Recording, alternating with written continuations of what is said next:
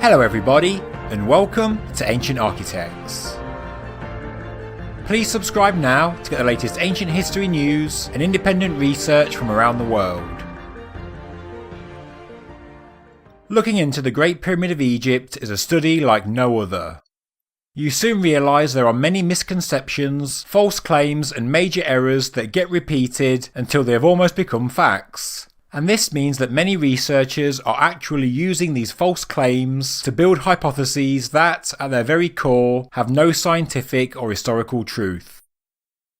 Some researchers put forward Herodotus as the father of history and that he was a credible source of information and truth, yet discount his claims that Khufu, Khafre and Menkaure built the Giza pyramids with the help of wooden machines, as it says so clearly in his works.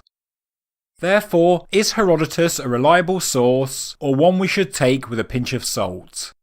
Maybe it's a bit of both, but there are many reasons to question his reliability as a source.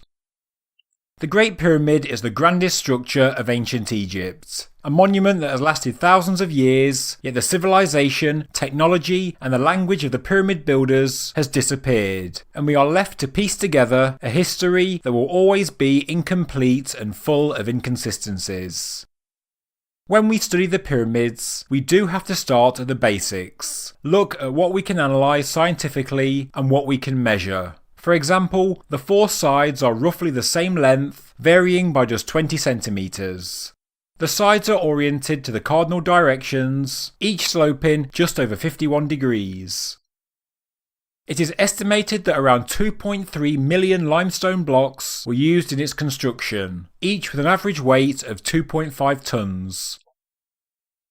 As we can see, the casing stone is now missing, except for a few stones towards the base. But Herodotus described it by saying, "It is built by stones smoothed and fitted together in the most perfect manner, not one of the stones being less than 30 feet in length." This casing stone was taken away by the Arabs after they conquered Egypt in 820 AD, and they used it to build modern-day Cairo. The casing was apparently covered in hieroglyphic graffiti, and only a few blocks of the first step survive today. Inside there haven't been many discoveries since the opening by the Caliph al-Mamun in the 9th century. Only the so-called air shafts and relieving chambers above the king's chamber were found since, as well as the large void above the Grand Gallery that was found in 2017, but this is still yet to be confirmed by exploration. But there is so much more we can learn about the pyramids thanks to geologist Franc Zalewski and his team, who took 12 samples of limestone from the lower two courses of the Great Pyramid, including casing stone and core masonry.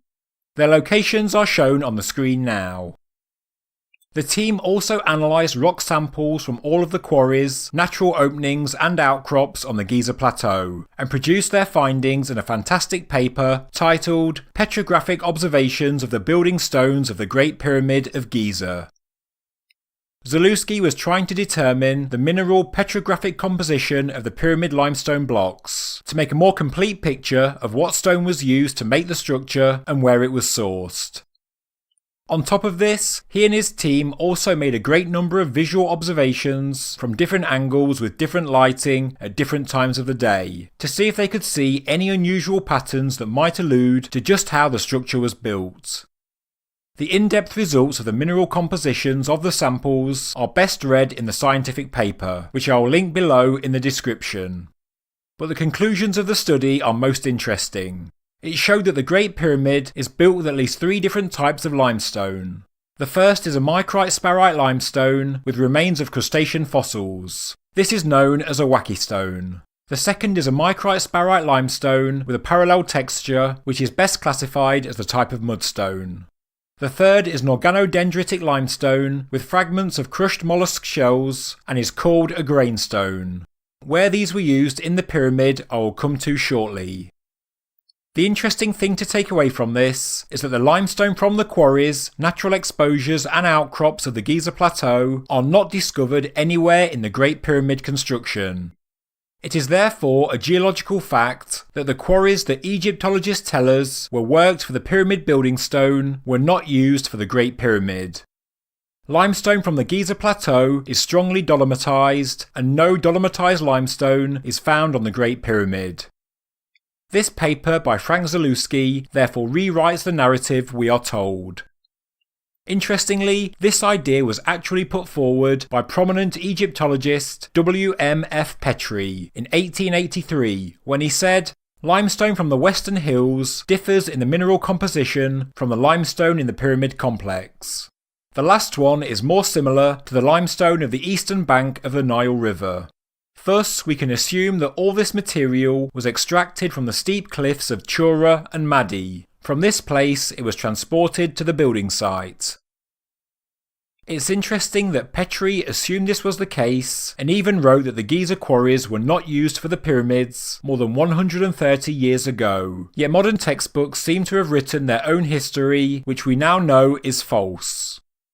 We don't know for sure that the Great Pyramid building stone originated from Madi or Chura, but if this is the most likely origin, it means that every one of the 2.3 million stones of the Great Pyramid would have had to have been brought across the River Nile, which is no easy task. But everything that I've mentioned so far pales in comparison to what Zalewski also discovered. The 3 different types of limestone mentioned are not arranged randomly on the Great Pyramid. The first type was used for the majority of the pyramid's core masonry, the second, finer limestone, was to cover or case the pyramid, and the third was found to be arranged in a very specific way and that they formed large triangular formations on the lower courses of each of the 4 faces of the pyramid. These blocks are also the best preserved compared to the other pyramid stone, and they have an apex ending on the 19th course on each of the 4 sides. These triangles were therefore not placed by accident. Furthermore, these triangles are not just seen by analysing the rock types, they are clearly visible when you know what you're looking for. They are also lighter in colour, and compared to the rest of the pyramid, they are precisely fitted together into this triangular form. In the northern face of the pyramid, the apex of the triangle was damaged during the opening of the original entrance. In this photograph, we can see the position of the original entrance in relation to the north face triangle formation. It is precisely at the apex in the 19th layer of stone. In the southern and eastern walls, you can also trace the triangles, but the apex of each is not so clear. Could these have been decoys to stop people finding the true entrance? But is there actually a concealed entrance in each of the 4 sides of the pyramid? Interestingly, the ancient Greek geographer Strabo, writing in his book Geography, says that, high up, approximately midway between the sides, it has a movable stone, and when it is raised up, there is a sloping passage to the vault. We assume he is referring to the entrance to the descending passageway on the north side of the pyramid, but we cannot know this for sure. The Caliph al-Mamun never discovered such a movable stone after the casing was all removed in the 9th century, but for all we know, there could have been a movable stone on each of the 4 faces of the pyramid. It's just that now we know where to look, on the 19th course. The most visible Great Pyramid triangle is the one I have not yet mentioned, on the western face of the pyramid. It is topped with a single large stone on the 19th course. Compared to the southern and eastern face, the triangular apex is clear to see. Maybe due to its prominence, this block is actually Strabo's movable stone. Over in Dashur, the bent pyramid, thought to be a precursor to the Great Pyramid, has 2 entrances. One on the north face like the Great Pyramid, which leads to a system of corridors and chambers, and a second entrance on the western face. The second entrance has a separate system of corridors, which many believe were never connected to those in the north. Therefore, the Great Pyramid may well have had a similar set of internal chambers. It is the belief of the author of the paper, Franc Zalewski, that on the western face of the Great Pyramid, behind the stone that marks the apex of the triangle on the 19th course, there is in fact a second concealed entrance into the Great Pyramid. Moving just 1 block is probably all we need to do to confirm this. This in itself would be a revelation, but why build these triangles into the pyramid in the first place? and why use a specific type of stone, and also put more care into laying them into place compared to the rest of the pyramid. I believe that these blocks, a different stone to the rest of the pyramid, best preserved and arranged into triangular features on each face, may actually be later additions to cover up the entrance or entrances into the Great Pyramid. These blocks are better preserved simply because they were added later to close it up. Also, looking at the north face, the archway over the entrance looks well finished, and to me doesn't look like it was made to be covered over with masonry as it once was. I think the archway is a primary external feature of the pyramid, whilst the masonry that covers it is secondary. I suspect that originally there was a true grand entrance on the northern face, and maybe there are even steps concealed within the masonry, concealed when the pyramid's original function went out of use. Maybe if we could peel away the stones of the triangular formation, we could see the original pyramid structure and not what I believe is a renovated version we see today. The evidence suggests that there could be more than one entrance into the pyramid, but also that the lower part of each of the four faces was renovated in antiquity, and once looked very different to how we see it today. According to Herodotus, as pharaoh, Khufu closed all the temples, forbade sacrificial offerings, and forced people to work for him so that he could build the Great Pyramid. Maybe to an extent Herodotus was right, but maybe he didn't build it from the ground up, but he closed it up as he did the temples, added the triangular structures on each side to turn it into a true pyramid, and then cased it in white Chura limestone, which in itself is a huge project. Herodotus says that Khufu built an underground sepulchre within the pyramid and that a tributary of the river Nile flowed into the structure. He says that water flowed around an island on which the king was buried. This of course has never been discovered inside the pyramid, but maybe the entrance to Khufu's tomb is actually accessed through the western face of the Great Pyramid.